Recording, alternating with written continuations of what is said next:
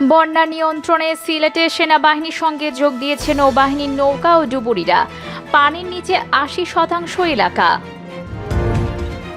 বিদ্যুৎ নেই, নলকূপ পানির নিচে, নৌকা সংকটে যেতে পারছেন না আশ্রয় কেন্দ্রে। সীমাহীন দুর্ভোগে বন্যা দুর্গত অঞ্চলের মানুষ। সিরাজগঞ্জে আশঙ্কাজনকভাবে বাড়ছে যমুনা নদীর পানি। প্রতিদিনই প্লাবিত হচ্ছে নতুন নতুন এলাকা। ভারী বর্ষণ ও ভারত থেকে নেমে আসা পানির ঢলে রংপুরের তিস্তার পানিতে বন্দী 50 আমের 20,000 মানুষ।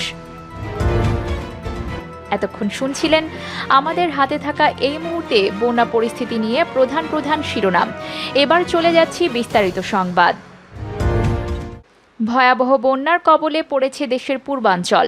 বাড়ছে জলাবদ্ধ মানুষের সংখ্যা। সিলেট, সুনামগঞ্জে প্রায় 2 লাখ গ্রাহক বিদ্যুৎহীন। এই দুই জেলার সঙ্গে বিভিন্ন উপজেলা সড়ক যোগাযোগ বিচ্ছিন্ন রয়েছে। পরিস্থিতি সামাল দিতে ইতিমধ্যে সিলেটে সেনা মোতায়েন করা হয়েছে। এরপর পরিস্থিতি সামাল দিতে নৌবাহিনীর নৌকা ও ডুবুরিরা যোগ দেয়। ওসমানী বিমানবন্দরে বিমান অবতরণ বন্ধ রয়েছে। টানা বর্ষণে নগরীর রাস্তাঘাট জলমগ্ন হয়ে পড়েছে, ঘরে পানি ঢুকেছে। সিলেটের মানুষ বলছে স্মরণকালের সবচেয়ে ভয়াবহ দুর্যোগে ক্ষতিগ্রস্ত হয়েছেন তারা। কোম্পানিগঞ্জ ও গোয়াইনঘাটের সঙ্গে সিলেট সদরে কোনো সড়ক যোগাযোগ নেই। বানভাসী মানুষ ছুটছে আশ্রয় কেন্দ্রে। শহরের 36টি সহ জেলায় মোট 483টি আশ্রয় কেন্দ্র খোলা রয়েছে। গুরুত্বপূর্ণ স্থাপনা ও বিদ্যুৎ কেন্দ্রে পানি ঢুকে গেছে। প্রশাসনের অনুরোধে বন্যা পরিস্থিতি মোকাবেলায় সিলেটে সেনা মোতায়েন করা হয়েছে। সিলেটের জেলা প্রশাসক মজিবুর রহমান বলেন, আমাদের পর্যাপ্ত আশ্রয় কেন্দ্র রয়েছে, কিন্তু তাদের উদ্ধারের জন্য পর্যাপ্ত যানবাহন নেই। সিলেট সেনানিবাসের GOC major general Hamidul Haque বলেন, আমরা 6টি উপজেলায় সেনা মোতায়েন করেছি। সেনা সদস্যরা আটকে পড়া লোকদের উদ্ধার করে নিরাপদ স্থানে নিয়ে যায়। বেসামরিক প্রশাসনের সহায়তায় অস্থায়ী আশ্রয় কেন্দ্র নির্বাচন করে এবং বেসামরিক প্রশাসনকে আশ্রয়, চিকিৎসা সহায়তা, খাদ্য গুদাম, পাওয়ার স্টেশন এবং অন্যান্য সুবিধা প্রদান করে খাদ্য, পানীয় জলের সীমিত সরবরাহ করে। তিনি বললেন, কাজ করবেন। এদিকে বন্যায় বিপর্যস্ত সিলেট, সুনামগঞ্জের লাখো মানুষ। বন্যার পানি ঢুকে পড়েছে বাড়িঘরে। বিদ্যুৎ বিচ্ছিন্ন হয়ে পড়েছেন সিলেট, সুনামগঞ্জে প্রায় 2 লাখ গ্রাহক। ঘরে ঢুকে পড়া পানিতে আটকা পড়া মানুষদের উদ্ধারের জন্য সিলেট, সুনামগঞ্জে নামানো হয়েছে সেনাবাহিনী। গতকাল থেকে বিদ্যুৎ নেই, নলকূপ সব পানির নিচে। খাওয়ার পানির সংকট, গরু, হাঁস, মুরগি নিয়ে বিপদে মানুষ। এখানে 95% বাড়িতে মাটির চুলায় রান্না হয়। বন্যার পানিতে সব তলিয়ে যাওয়ায় সকাল থেকে গ্যাসের সিলিন্ডার, স্টোভের চুলার দাম তুঙ্গে। বলতে গেলে দুটোর কোনোটাই বাজারে পাওয়া যাচ্ছে না। এভাবেই সুনামগঞ্জের তাহিরপুর উপজেলার বন্যা পরিস্থিতির কথা জানাচ্ছিলেন তাহিরপুর বাজার এলাকার বাসিন্দা অনন্যা মেহনাজ। বন্যায় সিলেট ও সুনামগঞ্জের মানুষের সীমাহীন ভোগান্তির চিত্র উঠে আসছে সামাজিক যোগাযোগ মাধ্যম ফেসবুকে করা বিভিন্ন ব্যক্তির পোস্ট ও কমেন্টে। তাহিরপুরের বাসিন্দা অনন্যা মেহনাজ ফেসবুকে লিখেছেন, টানা কারেন্ট না থাকার জন্য এখানে মোবাইল নেটওয়ার্ক ফ্ল্যাকচুয়েট করা শুরু করেছে। বিল্ডিংয়ের বাইরে বাজারসহ রাস্তা ডুবে গেছে। কিছু জায়গায় কোমর পানি। আপাতত সপ্তাহখানেকের প্রয়োজনীয় বাজার করে নিয়ে আমরা ঘরে উঠে যাচ্ছি। 5 তলায় বাসা, কাজেই বন্যার পানি আসার ভয় নেই। এছাড়া বন্যায় সিলেট, সুনামগঞ্জে অঞ্চলের মানুষের দুরবস্থা নিয়ে ফেসবুকে পোস্ট দিয়েছেন অর্থ বিভাগের সাবেক অতিরিক্ত সচিব জালাল আহমেদ। সেখানে তিনি লিখেছেন, সুরমা অববাহিকার সকল উপজেলা ও সিলেট, সুনামগঞ্জ জেলা সদরে গত রাত থেকে অপ্রতিহত গতিতে পানি বেড়ে ঘর বাড়ি, রাস্তা সব একাকার। মানুষ গৃহবন্দী। প্রায় সব গৃহে পানি, খাবার, রান্না বন্ধ। বিদ্যুৎ নাই, পানীয় জল নাই। সব মিলিয়ে এক অসহনীয় অবস্থা। পুরো বন্যা কবলিত অঞ্চলকে দুর্গত এলাকা ঘোষণা করা প্রয়োজন। উদ্ধার কাজে ও খাদ্য সরবরাহে সামরিক বাহিনীর আরও মোতায়েন প্রয়োজন হবে। সংশ্লিষ্টদের দৃষ্টি আকর্ষণ করছি। ইমরান আহমেদ নামে একজন ফেসবুক ব্যবহারকারী লিখেছেন, সিলেটের কোম্পানিগঞ্জ উপজেলা, এখানে আশ্রয় কেন্দ্রে যেতে মানুষ মরিয়া, কিন্তু নৌকা সংকট। বিদ্যুৎ নেই 4 দিন, নেটওয়ার্ক নেই, সবার ঘরে পানি, শুকনো খাবার নেই। মানুষ যখন নৌকা সংকটে আশ্রয় কেন্দ্রে যেতে পারছে না, এই পরিস্থিতিতে তাদের সাহায্যে এগিয়ে আসছেন অনেক ট্যুরিস্ট বোট হাউসের মালিক।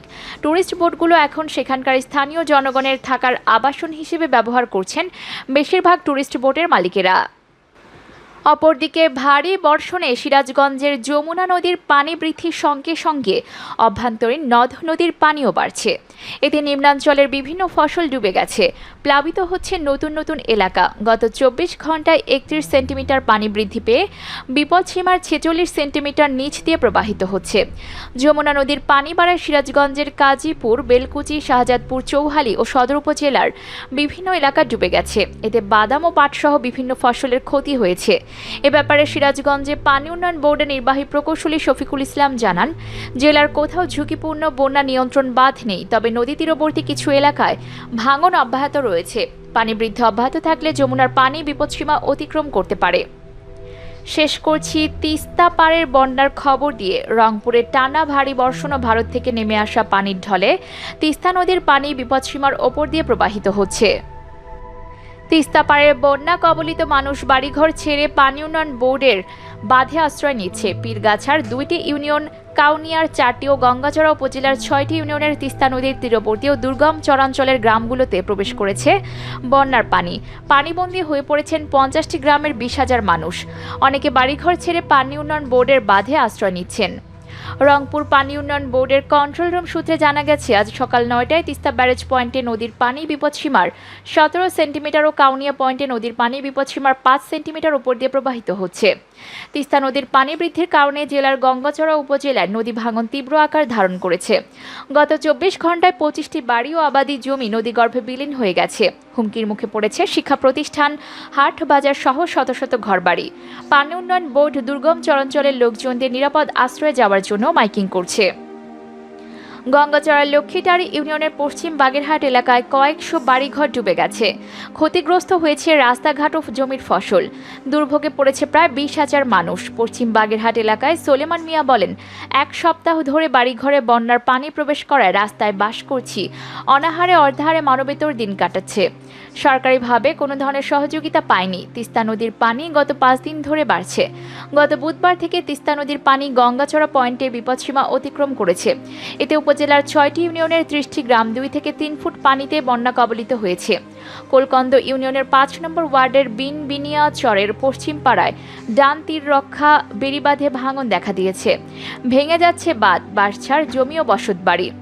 গত 3 দিনে 25টি বাড়ি ও ফসলি জমি নদীগর্ভে বিলীন হয়ে গেছে। ভাঙনের তীব্রতা এত বেশি যে লোকজন বাড়িঘর নিরাপদ স্থানে সরিয়ে নেওয়ার সময় পাচ্ছে না। লক্ষ্মীটারি ইউনিয়নের চেয়ারম্যান আবদুল্লাহ আল হাদি জানান, বেড়িবাঁধ ভাঙনের ফলে গতকাল ভোর থেকে হুহু করে বাড়িঘরে তিস্তা নদীর পানি প্রবেশ করছে। এলাকায় কয়েকশো বাড়িঘর পানিতে তলিয়ে গেছে। রাস্তা ভেঙে গেছে লক্ষ্মীটারি ইউনিয়নের 3টি ওয়ার্ডের। গত 1 সপ্তাহ ধরে তিস্তা নদীতে পানি বাড়ছে, সাথে চলছে ভাঙনও। পানি যদি আরও বাড়ে তাহলে এই এলাকা নদীগর্ভে বিলীন হয়ে যাবে। রংপুর পানি উন্নয়ন বোর্ডের গাফিলতির কারণে আজকে ক্ষতিগ্রস্ত হচ্ছে নদীপাড়ের মানুষ। রংপুর পানি উন্নয়ন বোর্ডের নির্বাহী প্রকৌশলী আহসান হাবিব বলেন, ভাঙন কবলিত কোলকন্দ ইউনিয়নের বিনবিনিয়া চর ও লক্ষ্মীটারি ইউনিয়নের পশ্চিম ইছলি গ্রাম সহ বেশ কয়েকটি গ্রাম ক্ষতির মুখে। তিস্তা নদীর পানি বিপদসীমার ওপর দিয়ে প্রবাহিত হওয়ায় এসব এলাকার বাসিন্দারা সমস্যায় পড়েছেন। তাদেরকে উঁচু স্থানে যেতে বলা হয়েছে। রংপুরের গঙ্গাচড়ে পানি বেড়ে যাওয়ায় নদী ভাঙন দেখা দিয়েছে। বেড়িবাঁধের বাইরে ভাঙনের খবর পাওয়া গেলে জিও ব্যাগ দেওয়া হচ্ছে। কয়েক সপ্তাহ আগে ভয়াবহ বন্যার কবলে পড়েছিল সিলেট ও সুনামগঞ্জের মানুষ। এবার আরও ভয়াবহ পরিস্থিতির মধ্যে পড়েছে তারা। বন্যা পরিস্থিতির কারণে সেনাবাহিনীর বিজিবি, নৌবাহিনী ও ডুবুরি দল উদ্ধার অভিযানে নেমেছে। সুপ্রিয় দর্শক, বন্যার পরিস্থিতি যেভাবে অবনতি হচ্ছে তাতে অনেকেই মনে করছে ভয়াবহতার দিক থেকে আগের সব রেকর্ড ভেঙে যেতে পারে। আপনি কি তাদের সাথে একমত? ইয়েস অথবা নো লিখে জানিয়ে দিন আপনার মূল্যবান মতামত। ভিডিওটি ভালো লাগলে লাইক ও শেয়ার করুন। বন্যার আপডেট পেতে আমাদের চ্যানেলটি সাবস্ক্রাইব করে সাথেই থাকুন। ধন্যবাদ সবাইকে।